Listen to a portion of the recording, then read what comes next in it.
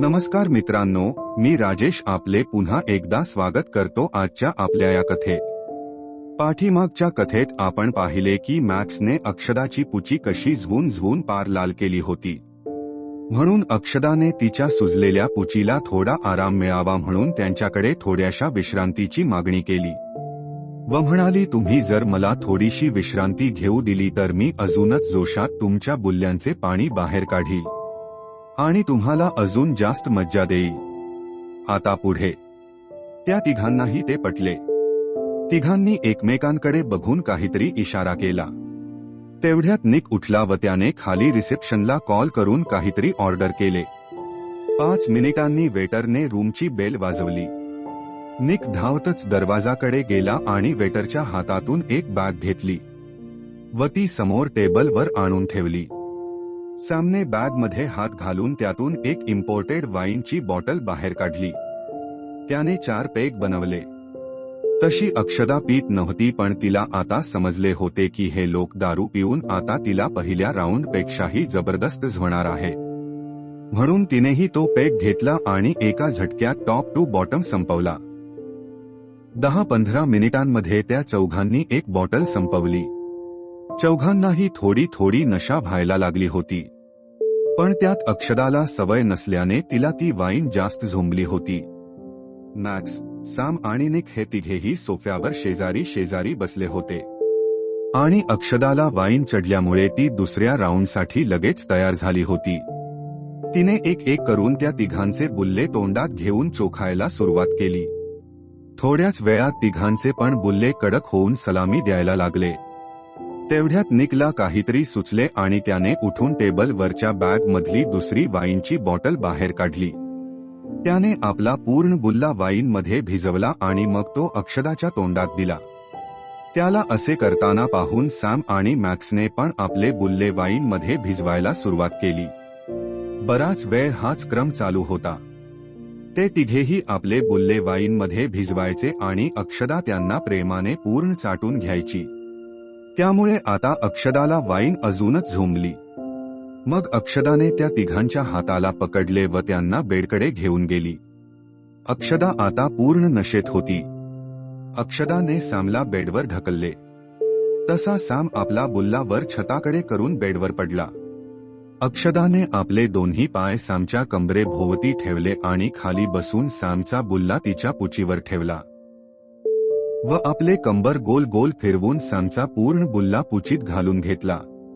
अक्षदाच्या पुचीत अगोदरच सॅमच्या बुल्ल्यापेक्षा जास्त जाड आणि लांब बुल्ला गेलेला असल्याने सॅमचा बुल्ला कुठेही न अडखळता अगदी तळाला जाऊन भिडला।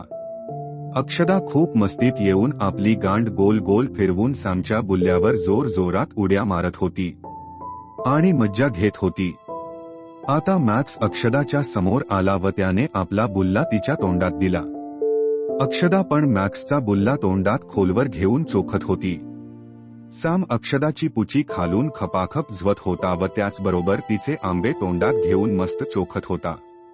निकसाठी फक्त अक्षदाच्या गांडीचाच पर्याय शिल्लक होता, पण निकला तेथे बेडवर अक्षदाची गांड झोणे थोडेसे कठीण होते, त्यामुळे त्यांनी जागा बदलण्याचा निर्णय घेतला। त्या तिघांनी अक्षदाला पुन्हा सोफ्यावर आणले।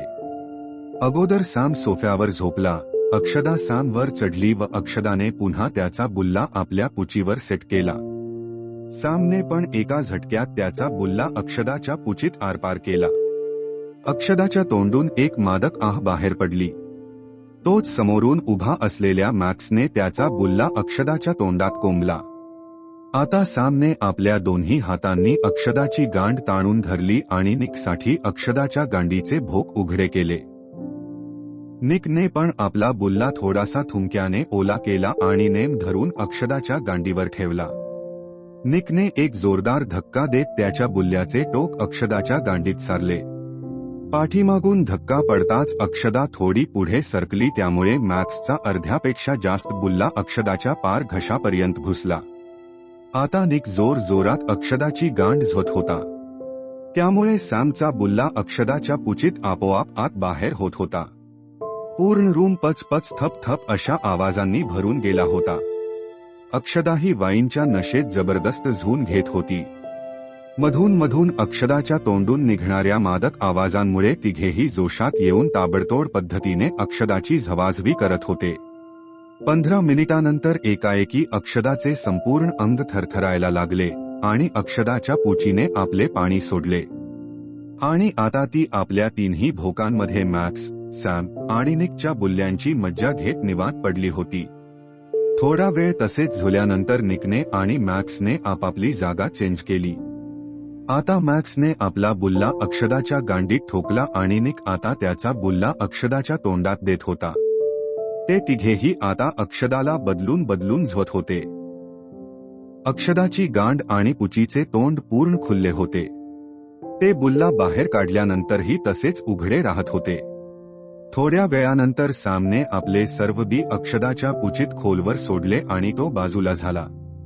आता दोघेच बाकी होते, एक मॅक्स आणि दुसरा निक.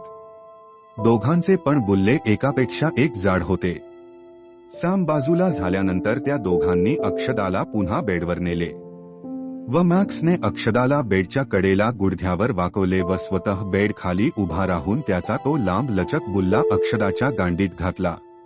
निक पण अक्षदाच्या समोर बेडवर गेला आणि गुडघ्यावर होऊन त्याचा बुल्ला अक्षदाच्या तोंडात द्यायला लागला. आता मॅक्स आणि निक अक्षदाला असे काही झवत होते की जसे काही त्यांच्यात स्पर्धाच लागली आहे. मॅक्सने पाठीमागून अक्षदाच्या गांडीत बुल्ला कोंबला की पुढून निक पण तोंडात कोंबायचा. अक्षदा मात्र दोघांच्या मध्ये फुटबॉल सारखी मागे पुढे होत होती. शेवटी मॅक्स आणि निक दोघे पण पूर्ण ताकदीनिशी धक्के मारायला लागले आणि एकाने आपले बिंद अक्षदाच्या गांडीत तर दुसऱ्याने तिच्या तोंडात सोडले. जेव्हा त्या दोघांनी आपापले बुल्ले बाहेर काढले तेव्हा अक्षदा तृप्त होऊन बेडवर पडली. अक्षदाच्या प्रत्येक भोकातून त्या तिन्ही निग्रोंचे बिंद बाहेर येत होते. अक्षदाची गांड आणि पुची सुजून एखाद्या नरम पावासारखी फुलली होती. पण अक्षदाच्या चेहऱ्यावर त्या गोष्टीचा कुठलाही पश्चाताप किंवा दुःख दिसत नव्हते. उलट तिचा चेहरा एका वेगळ्याच आनंदाने भरून गेला होता. त्या रात्री अक्षदाने त्या तिघांनाही खुश केले होते. अक्षदाने हे सर्व माझ्यासाठीच केले होते. हळूहळू आमची परिस्थिती पुन्हा बदलली. इकडे मॅक्स, निक आणि सॅमला अक्षदाची झवाझवी एवढी आवडली होती की त्यांनी शेठला आधीच सांगून ठेवले की आम्हाला प्रत्येक वेळेस झवायला हीच बाई पाहिजे. आता जेव्हा पण ते भारतात येतात तेव्हा अक्षदालाच बोलवतात. आणि अक्षदाही मला खोटे सांगून 2-2 दिवस त्यांच्याकडे मुक्कामाला राहून जबरदस्त झून घेते. कधी कधी तर अक्षदा मला खोटे सांगून काही दिवसासाठी दुबईला पण जाते, कारण ते तिघेही दुबईतच राहतात. आणि अक्षदाला वाटते की मला काहीच माहिती नाही, म्हणून मग मी पण अक्षताला असेच दाखवतो की जसे काही मला काहीच माहिती नाही. आता मी अक्षदाला झवायला गेलो तर माझा छोटासा बुल्ला अक्षदाच्या पुचीत आपोआप आत बाहेर होत असतो.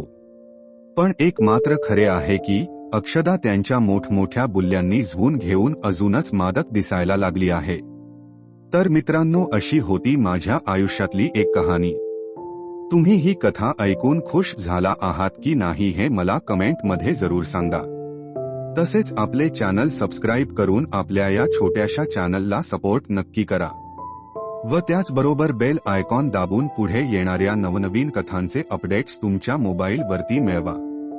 भेटूयात पुढच्या कथेमध्ये, तोपर्यंत धन्यवाद. Sorry, it's DJ.